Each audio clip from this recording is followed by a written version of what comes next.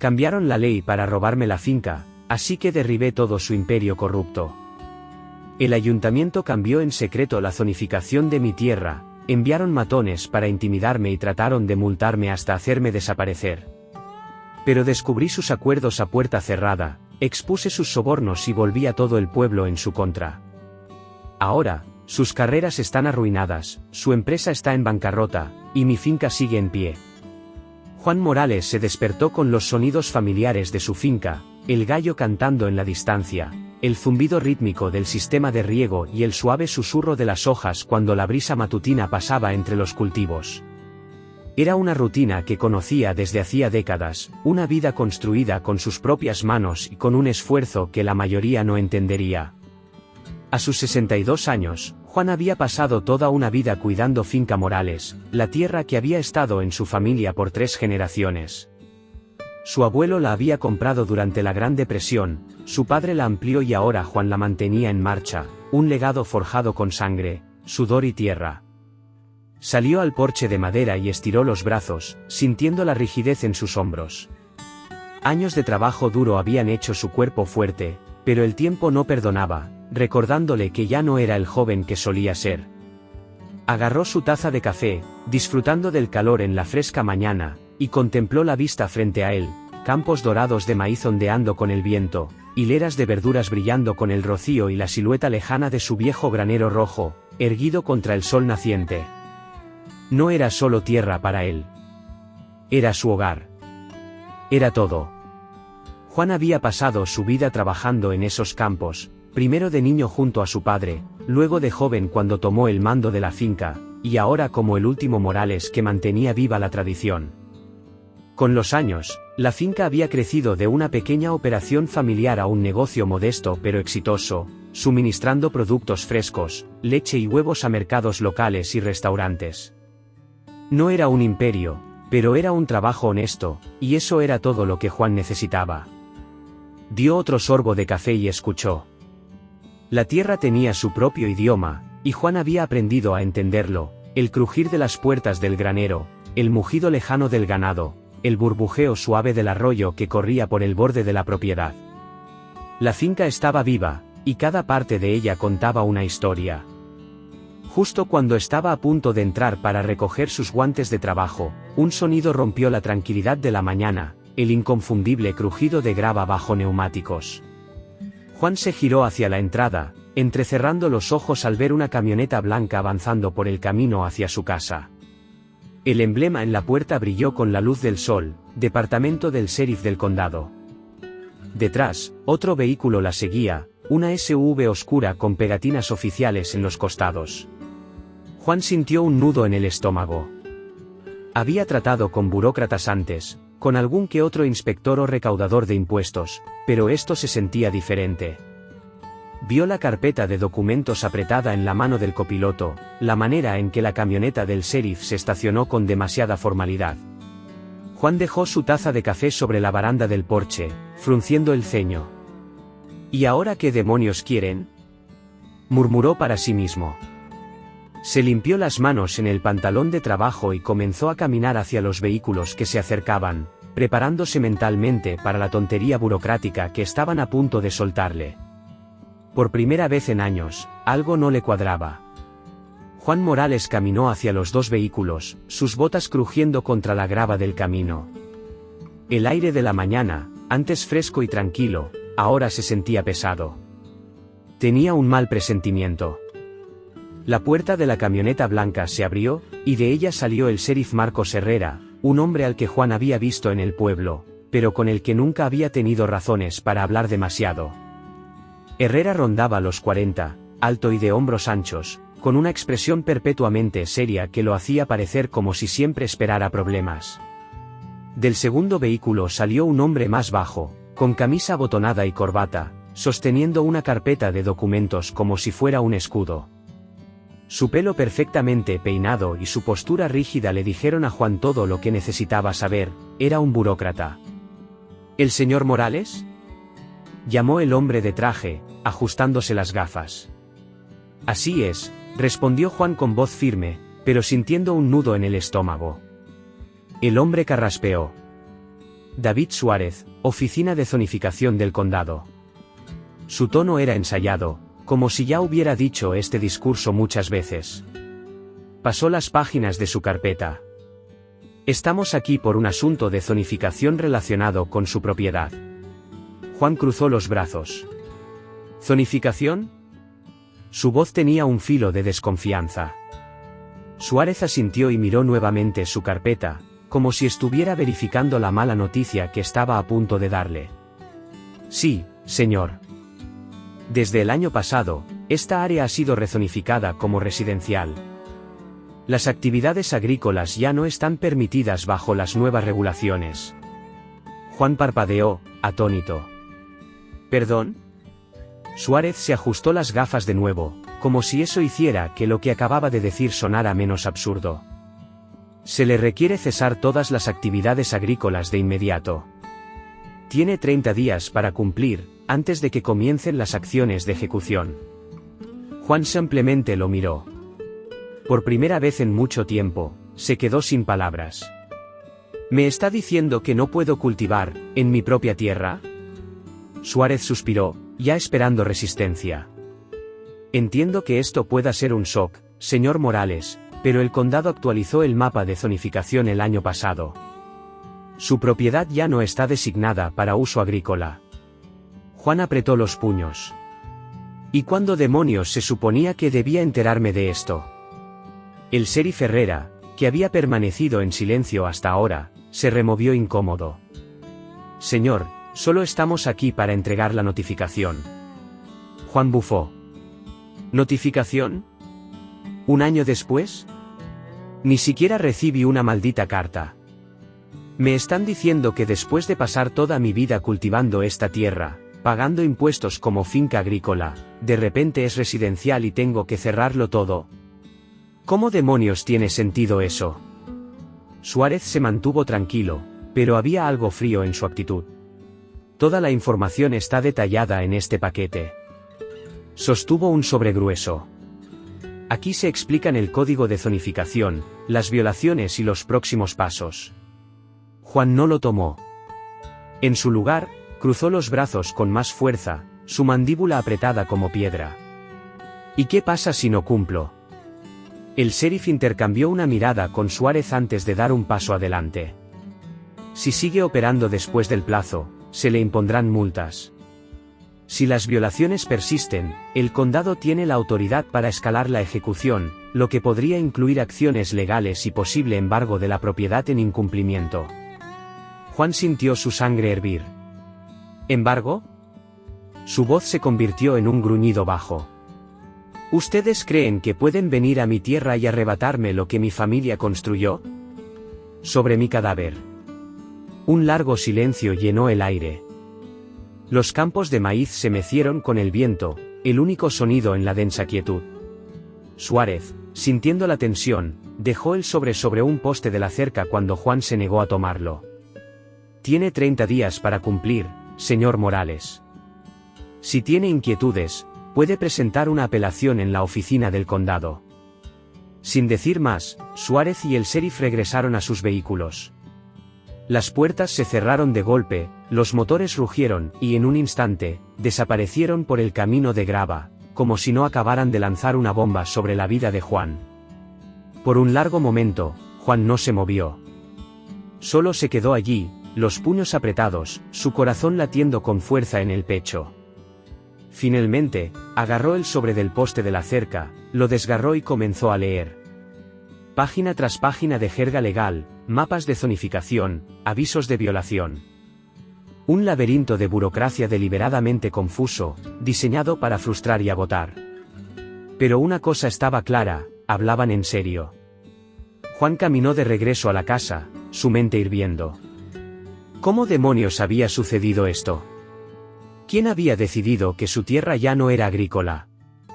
Y, lo más importante, ¿por qué justo ahora? Lo único seguro era esto. No se iba a rendir sin pelear. Juan Morales no era el tipo de hombre que aceptaba malas noticias sin pelear. En el momento en que esos funcionarios del condado salieron de su entrada, supo que tenía dos opciones, rendirse y dejar que le arrebataran su tierra o empezar a cavar hasta encontrar la verdad. Y Juan Morales no era de los que se rendían.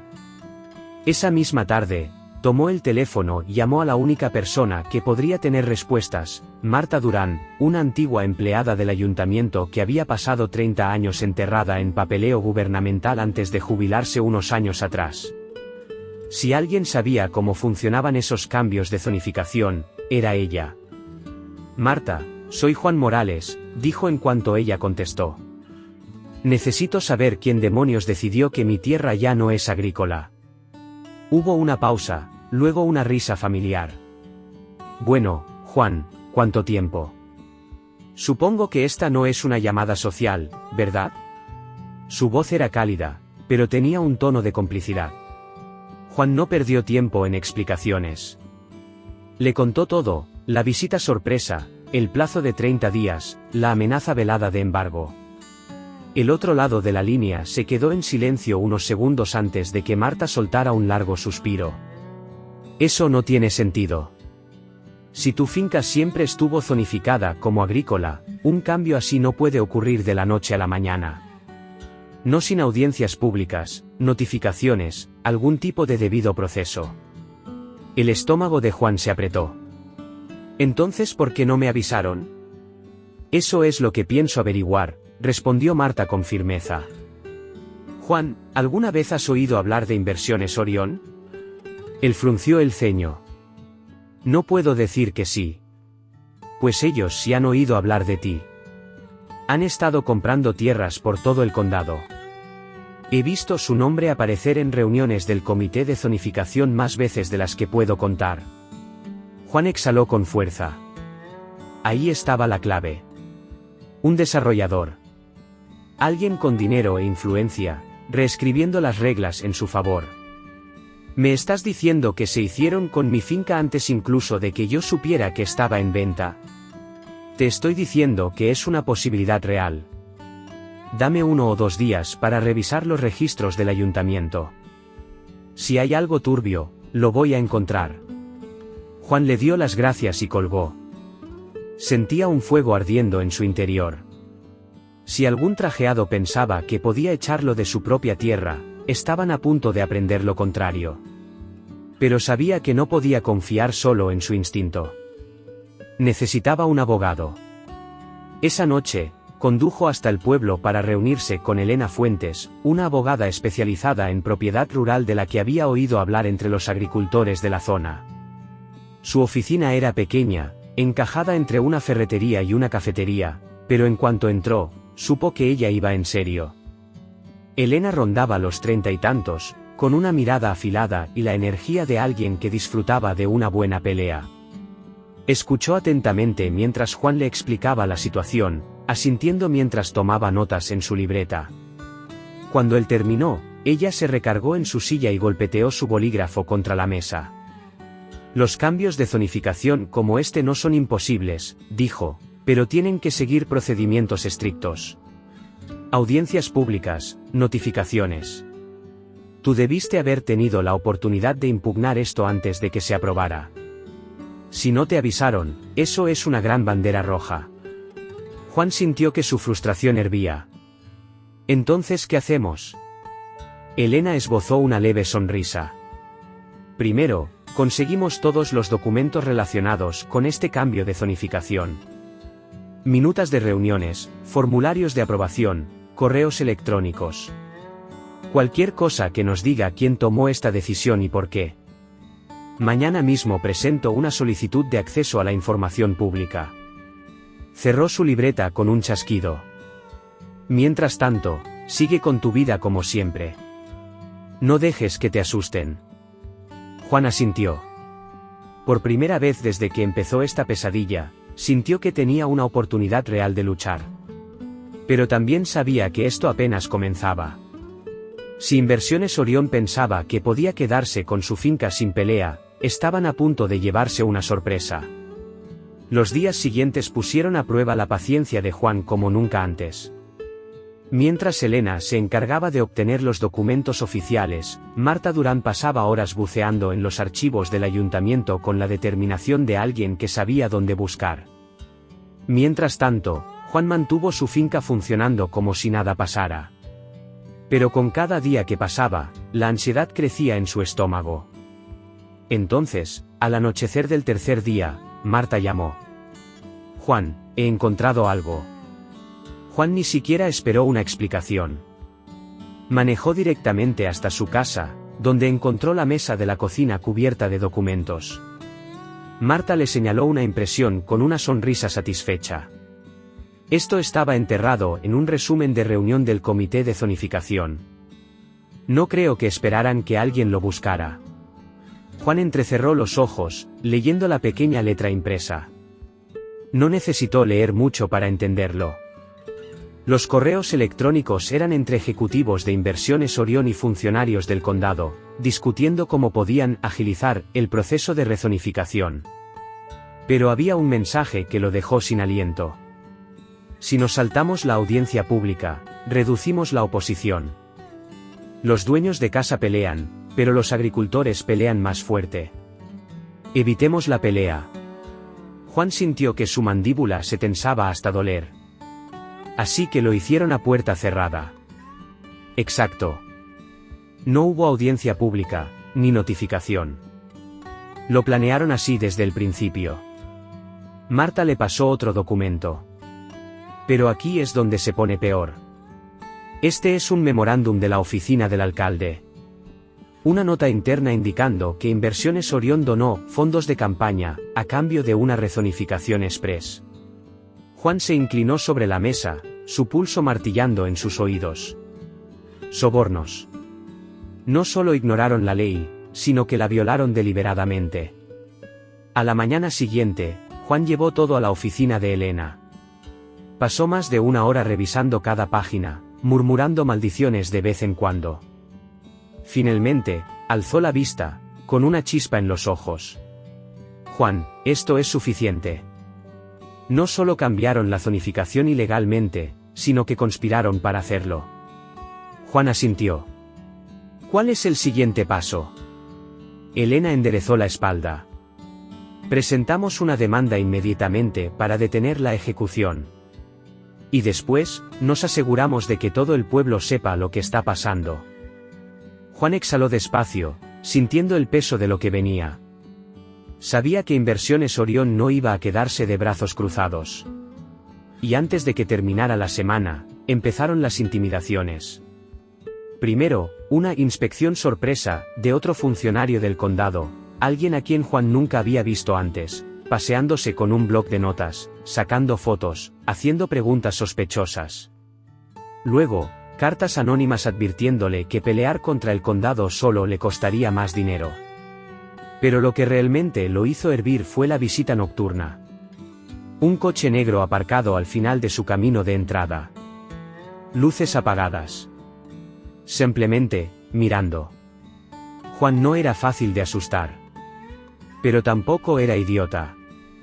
En cuanto vio el coche, entró en su casa, agarró su vieja escopeta y se sentó en el porche, cruzándola sobre sus piernas. No iba a dispararle a nadie. Pero tampoco iba a dejarse intimidar. El coche finalmente se marchó. Pero para entonces, ya era demasiado tarde para ellos. El pueblo entero había comenzado a hablar. La batalla de Juan Morales apenas empezaba. La noticia se esparció como fuego en un campo seco. Primero, fueron los vecinos de Juan, los agricultores cercanos que escucharon sobre lo que el ayuntamiento y Inversiones Orión estaban intentando hacer. Luego, los comerciantes del pueblo empezaron a prestar atención. Y cuando la historia llegó al periódico local, todo el condado supo la verdad. Un pequeño grupo de manifestantes apareció frente a la alcaldía una mañana. Al día siguiente, ya eran docenas.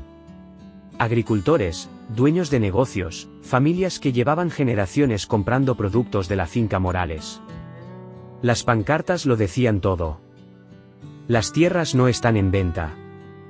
No a la corrupción. Orión, aquí no mandas tú. Los reporteros empezaron a aparecer. Primero, un periodista del periódico local. Luego, canales de noticias más grandes, curiosos por la historia de un agricultor que se enfrentaba a los poderosos. Juan nunca había buscado atención. Nunca había querido estar en el centro de una batalla pública.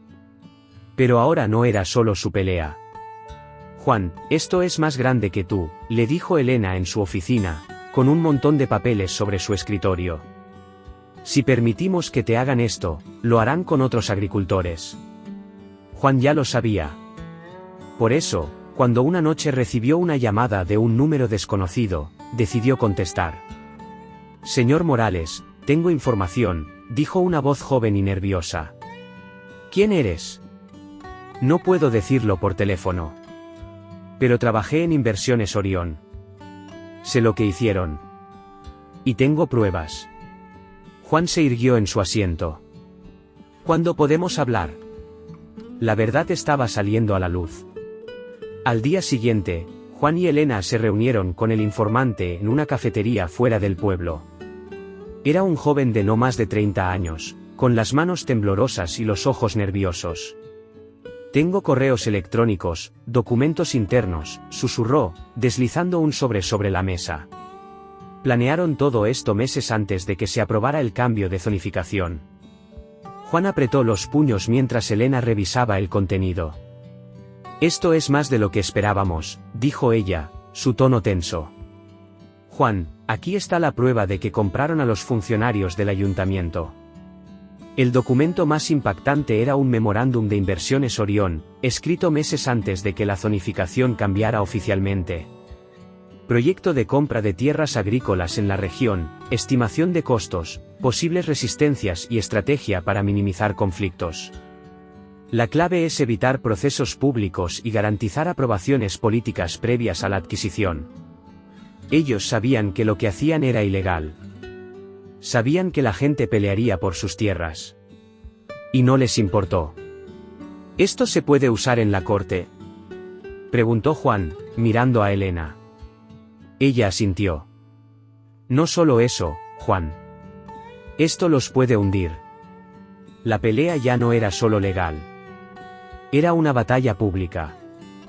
La sala del tribunal estaba repleta el día del juicio. No solo con abogados y funcionarios, sino con agricultores, familias y comerciantes. Gente común que quería justicia. De un lado, el equipo legal de Inversiones Orión, con sus trajes caros y portafolios de cuero. Su abogado principal, Daniel Rivas, tenía la sonrisa de alguien acostumbrado a ganar. Pero en el otro lado estaba Juan. Con Elena a su lado. Y con el pueblo entero detrás de él. El juicio comenzó con la defensa de Orión argumentando que todo se había hecho conforme a la ley. Pero Elena tenía pruebas. Presentó los mapas originales, mostrando que la finca de Juan había sido agrícola durante generaciones. Luego, mostró los correos electrónicos.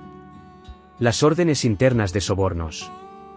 Los documentos que el informante había proporcionado. Esto no fue un proceso transparente, dijo Elena, su voz clara y firme. Fue una operación secreta, organizada para desalojar a un hombre de su tierra sin darle oportunidad de defenderse. El abogado de Orión intentó rebatirlo.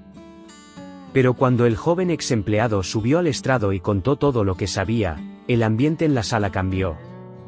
Fui testigo de reuniones donde se discutió la compra de la finca Morales antes de que la zonificación cambiara. Los directivos sabían que esto iba en contra del proceso, pero confiaban en que su influencia política les permitiría salirse con la suya. El abogado de Orión se removió en su asiento. Y cuando llegó el turno de Juan, él no habló como abogado ni como activista. Habló como un hombre que había trabajado la tierra toda su vida. Mi abuelo compró esta finca cuando no tenía nada. Mi padre la expandió con sus propias manos. Y yo la he mantenido porque es más que tierra. Es mi hogar. Es mi vida. Y estos hombres pensaron que podían simplemente venir y arrebatarla. Hizo una pausa. Miró al juez directamente. Pero yo no me voy a rendir. El juez asintió, con el rostro severo. Y luego habló. Después de revisar las pruebas presentadas, queda claro que la empresa manipuló el proceso de zonificación y violó la ley.